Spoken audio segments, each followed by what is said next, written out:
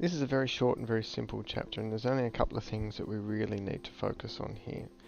And this chapter explores the aftermath of the horrible events that occurred in the previous chapter, really, and it looks at the way that Walter and Sadie decide to move forward. As they approach Sadie's place, both of them are confronted by this presence. And for Sadie, or at least from Sadie's perspective, this is how she describes it. But the crows spoke over her. What was lost must be found. What was stolen must be returned. And from this point, this large bird, this large crow that she sees, it's also injured. It's got a bleeding wing. She assumes that this is from the previous attack by the Mortlocks in the last chapter. And of course the bird is insistent, this spirit is insistent. The story goes on as it always goes on. The law is broken and there is punishment. The dead cannot live again, but what was taken from the clever man must be returned. When the law is broken, the world is broken. The circle must be joined again. So once again we've got the spirit offering more information about what it is that Sadie actually needs to go off and do, but she's still completely confused. She doesn't really have a plan for where to go next. And of course, as the dialogue continues, the crow reveals that it will always be there to help whenever Sadie calls. When this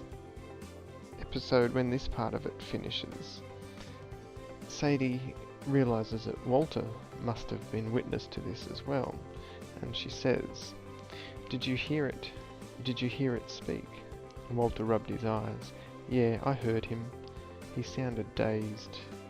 "Its wing was hurt, did you see?" said Sadie. "They must have shot it." Walter stared at her. His wing? But he was a man. And I like this section because it shows how this particular spirit appears differently for different people. Okay, and obviously to achieve the same purpose, but appearing in different forms depending on the beliefs or the backgrounds or the history, the connection with different people. So interesting dialogue there between Sadie and Walter reflecting on the events. And now Walter gives some interesting information. A clever man means someone with special powers, someone who knows about magic and spirits, like Auntie Lily. So in Walter's mind, he knows exactly what needs to happen from this point. He knows the next step that they must take, even if Sadie isn't all that sure. Yet she's reminded of some of the things, the lines that Crow has sprouted over the last little while. "Find the place where stories cross," the Crow said. But what did that mean?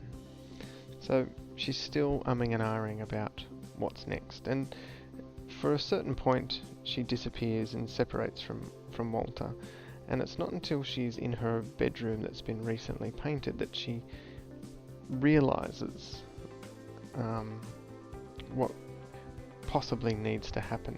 And it's as she's looking at the wall that was once covered in some feral looking wallpaper, which has now been painted in a more pleasing colour for Sadie, and she reflects how many layers would line these walls before the house crumbled. Layer upon layer, story upon story. And this is the realization. This is the moment where this is her epiphany, if you like, where she understands that there are many different stories perhaps, and she needs to tell her part of it, but it's not just her story, but she's an integral part of this one at least. So it's an interesting metaphor that's revealed. And from here, Walter, he stands up to Sadie a little bit here, saying that what I saw today is my story, and I'm going to go tell Auntie Lily about this. And instead of being in disagreement, Sadie agrees. Okay, said Sadie. She felt a weight lift from her stomach and knew it was right. So she's feeling good about this. She knows that this is a step in the right direction. And that's about it, really. The chapter finishes with the two children sitting on the couch, watching the football, sharing some food, just enjoying each other's presence, enjoying each other's company, as a couple of friends should. So, real growth for the connection between these two characters. Hope that's helped you a little bit with this chapter. It's a short one, it's a simple one, but still some important parts to consider. This has been an ETV production brought to you by Prendeville Catholic College.